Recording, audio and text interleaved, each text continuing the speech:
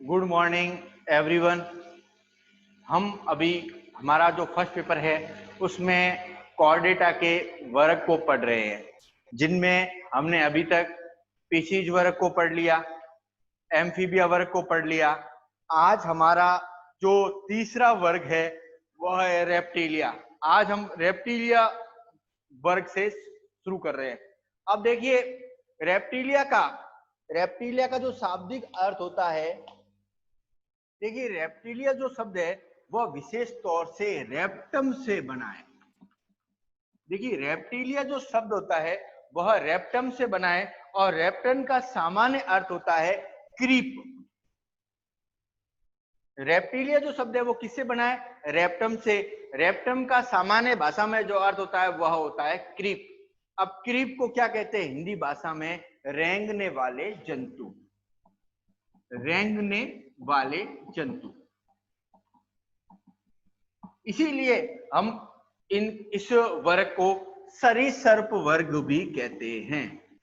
सरीसृप वर्ग भी कहते हैं क्योंकि रेप्टिलिया जो वर्ग है इसमें जितने भी सरीसृप है उनको सम्मिलित किया गया है। और सबसे बड़ी विशेषता क्या है कि यह विश्वव्यापी जंतु है और विश्व के प्रत्येक स्थान पर इस वर्ग के जो जंतु होते हैं वह उपस्थित हैं, इसीलिए इसको विश्वव्यापी जंतु कहते हैं। नेक्स्ट, इनका शरीर सिर, धड़ तथा पूंछ में विभेदित होता है, लेकिन पूंछ पंख का क्या है? इनमें अभाव होता है। तो इनका जो शरीर होता है सिर,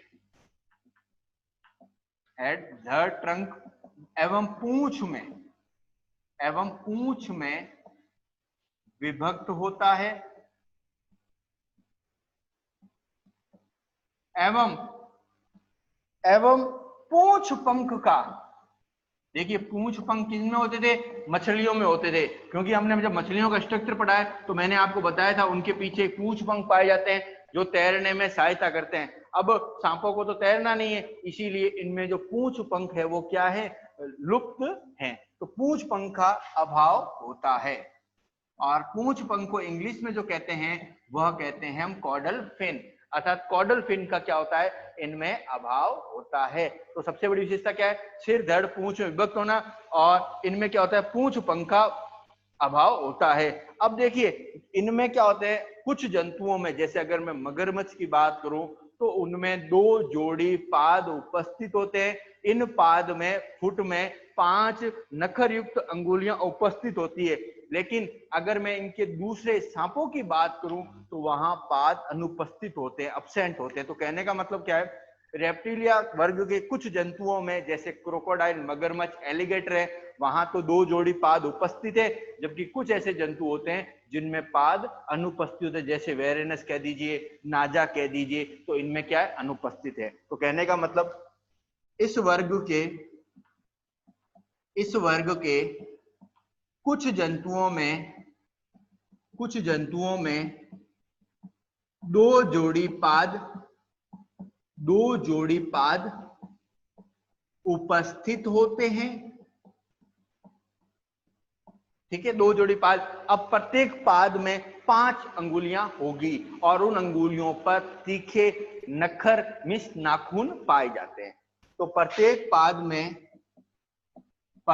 पाद में और इन पाद को हम फोरलिप और हिंडलिप कहते हैं। इंग्लिश में कहते हैं अगर, हिंदी में कहते हैं अग्रपाद और पक्षपाद, इंग्लिश में कहते हैं फोरलिप और हिंडलिप। तो प्रत्येक पाद में 5 अंगुलियां पाई जाती है जो नखर युक्त होती है, अर्थात नाखून युक्त होती है। लेकिन ध्यान रखिएगा कुछ जंतुओं में, अब देखिए सब जंतुओं में अंगुलियां नहीं होती, इसीलिए जानना मैंने यहां पर कुछ जंतुओं की बात की है, जबकि कुछ जंतुओं में जो पाद है उनका अभाव होता है। तो नेक्स्ट लाइन क्या है? जबकि कुछ जंतुओं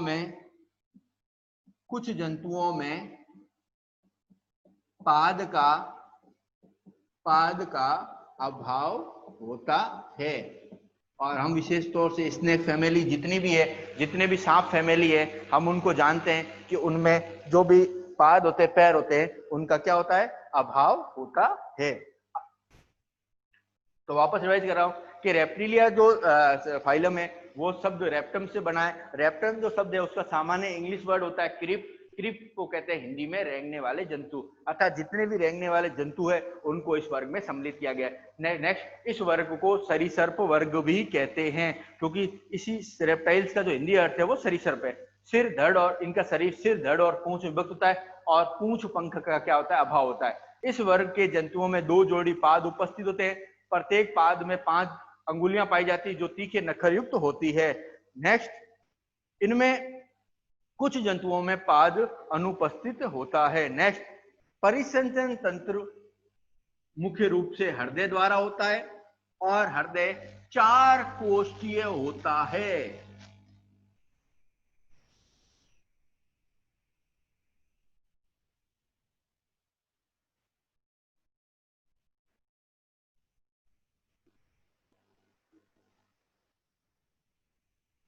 नेक्स्ट है परिसंचरण तंत्र। परिसंचरण तंत्र हृदय होता है, अर्थात जो रक्त परिसंचरण तंत्र है वह किसकी सहायता से होगा, वह हृदय की सहायता से होगा। परिसंचरण तंत्र में हृदय होता है, उपस्थित होता है, और इसका जो हृदय होता है वो विशेष तौर से 4 कोष्ठीय होता है। ये ध्यान रखिए, 4 कोष्ठीय, अर्थात इसमें हृदय होता है वो अपूर्ण 4 वेश्म में विभाजित होता है, तथा इसका जो हृदय होता है वो अपूर्ण हृदय 4 अपूर्ण वेश्म में विभाजित होता है। अपूर्ण वेश्म में विभाजित होता है। नेक्स्ट, इनकी जो आरबीसी होती है वह केंद्रक युक्त तथा अंडाकार होती है। तो नेक्स्ट क्या है, आरबीसी अंडाकार व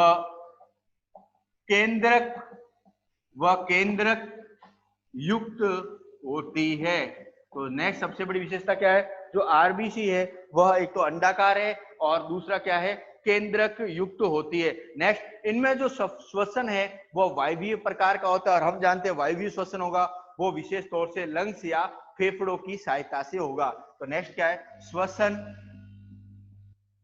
वायवीय होता है, श्वसन वायवीय होता है।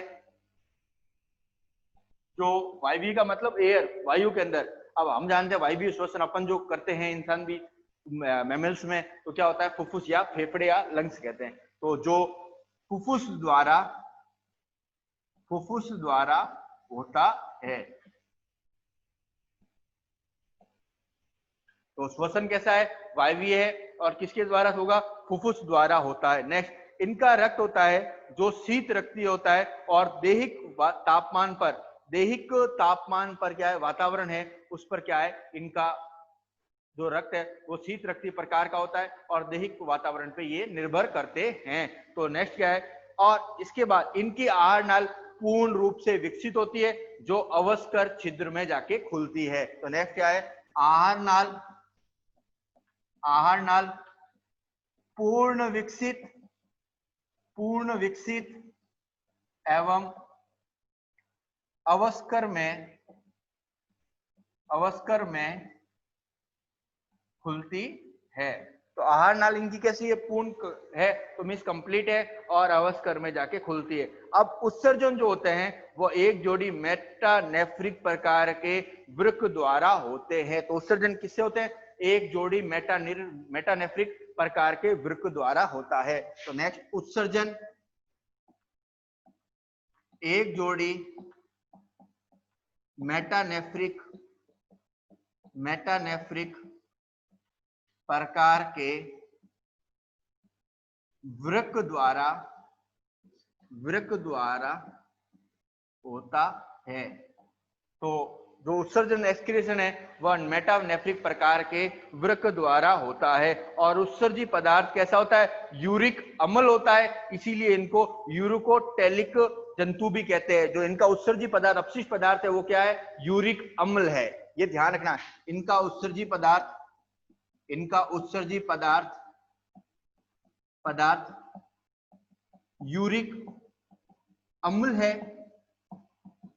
इनका जो उत्सर्जी पदार्थ होता है वह यूरिक अम्ल है, इसीलिए इनको यूरिकोटैलिक इसीलिए इनको यूरिकोटैलिक इसीलिए इनको यूरिकोटैलिक यूरिकोटैलिक यूरिकोटैलिक जंतु कहते हैं। यूरिकोटैलिक जंतु कहते हैं। तो वापस एक बार रिवाइज कर रहा हूं कि मैंने क्या क्या बताया। इनका परिसंचरण तंत्र में हृदय उपस्थित होता है। हृदय 4 अपूर्ण वैष्णव में विभाजित होता है। आरबीसी लाल रक्त कणिका अंडाकार होती है और केंद्र युक्त होती है। श्वसन वायवीय होता है और फुफ्फुस की सहायता से होता है। आहार नाल पूर्ण विकसित होती है और अवस्कर में खुलती है। नेक्स्ट, उत्सर्जन एक जोड़ी मेटानेफ्रिक प्रकार का होता है। उत्सर्जी पदार्थ यूरिक अम्ल होता है, इसीलिए इनको यूरिकोटैलिक जंतु कहते हैं। नेक्स्ट, इनमें 12 जोड़ी कपाल तंत्रिकाएं पाई जाती है और मस्तिष्क पूर्ण विकसित होता है। तो नेक्स्ट विशेषता क्या है?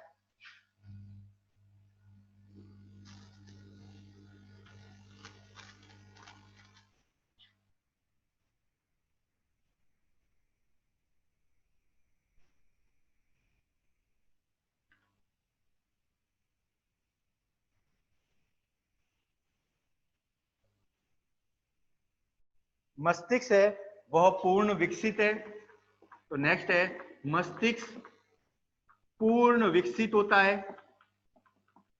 पूर्ण विकसित होता है एवं 12 कपाल तंत्रिकाएं पाई जाती है। मस्तिष्क पूर्ण विकसित होता है और 12 कपाल तंत्रिकाएं इनमें क्या होती है? पाई जाती है। तो नेक्स्ट विशेषता क्या है? मस्तिष्क है वह पूर्ण विकसित है और 12 कपाल तंत्रिकाएं क्या होती है? इनमें पाई जाती है। नेक्स्ट, इनमें पार्श्व रेखा तंत्र जो लेटरल लाइन सिस्टम है वह क्या है? अनुपस्थित है। और संवेदी अंग के रूप में नेत्र और नोस्ट्रिल है वह क्या है? उपस्थित है। तो पार्श्व रेखा तंत्र इनमें क्या होता है? अनुपस्थित होता है एवं नेत्र एवं कर्ण कुछ जंतुओं में क्या होते हैं? उपस्थित होते हैं। तो नेक्स्ट विशेषता क्या है? कि नेत्र एवं कर्ण है वह क्या है? इनमें उपस्थित है। और पार्श्व रेखा तंत्र क्या होता है? अनुपस्थित होता है। नेक्स्ट, इनमें निषेचन आंतरिक होता है और मैथुनांग की सहायता से संपन्न होता है। तो नेक्स्ट, निषेचन आंतरिक होता है एवं मैथुनांग की सहायता से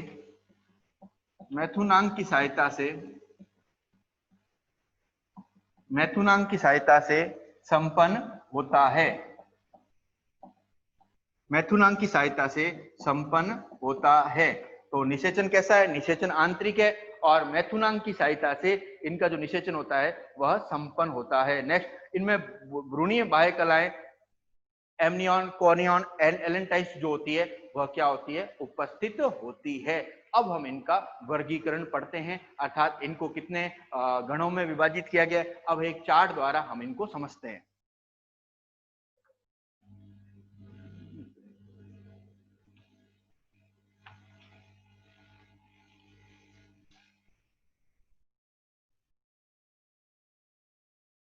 देखिए, वर्ग रेप्टिलिया को चार उपवर्ग में विभाजित किया जाता है। तो रेप्टिलिया को कितने उपवर्ग विभाजित किया? 4 उपवर्ग में विभाजित किया। लेकिन बड़ी विडंबना है कि समय के साथ इनके 2 उपवर्ग हैं वह पूर्ण रूप से विलुप्त हो गया था। इनके अब कोई भी सदस्य वर्तमान में जीवित नहीं है। जिनमें जो पहला वर्ग है वह है पैराप्सिडा है, वह विलुप्त हो गया। और यूरिप्सिडा है, यह वर्तमान में विलुप्त हो गया है। अब केवल 2 उपवर्ग है, एनेप्सिडा और डायप्सिडा ही उपस्थित है। और अगर मैं बात करूं तो इस वर्ग में अब सामान्य 3 ही प्रकार के जंतु ज्यादा पाए जा रहे हैं। जिनमें सबसे पहला जो है वह है सांप, सेकंड छिपकलियां और थर्ड मगरमच्छ। इस वर्ग के जंतु अब सम्मिलित रह गए हैं। बाकी के जो जंतु हैं वो वर्तमान में क्या हो गया? पूर्ण रूप से विलुप्त हो गए हैं। अब हम सबसे पहले एनेप्सिडा की विशेषताएं पढ़े। अगर मैं सामान्य बात करूं तो इस जंतुओं की जो करोटी की छत होती है वह क्या होती है, पूर्ण होती है। तो करोटी की जो छत होती है पूर्ण होती है, तथा नेक्स्ट इनकी क्वाड्रेट और कर्ण अस्थि के मध्य सीवन या जोड़ जो होता है, सीवन या जोड़ होता है, वह क्या होता है, पाया जाता है। इनके पाद बहुत बड़े, भारी और बलिष्ठ होते हैं। जो इनके पाद होते हैं वो बहुत बड़े, भारी और बलिष्ठ होते हैं। इन जंतुओं की विशेषता ये है कि इनमें आदिम जीवाश्म एवं आदिम जीवित जो कछुए होते हैं वह इनको इस वर्ग में रखा गया है। जितने भी कछुए हैं उनको इस उपवर्ग में रखा गया है। जबकि डायस्पीरा की बात करें तो इसमें विशेष तौर से क्रोकोडाइल, एलिगेटर आदि को इनमें सम्मिलित किया गया है। और इनमें भी कुछ जाति ऐसी जो वर्तमान में है, जबकि कुछ क्या है, विलुप्त हो गई है। अब इससे के जो आगे की टॉपिक है वो हम हमारी नेक्स्ट क्लास में पढ़ेंगे। धन्यवाद।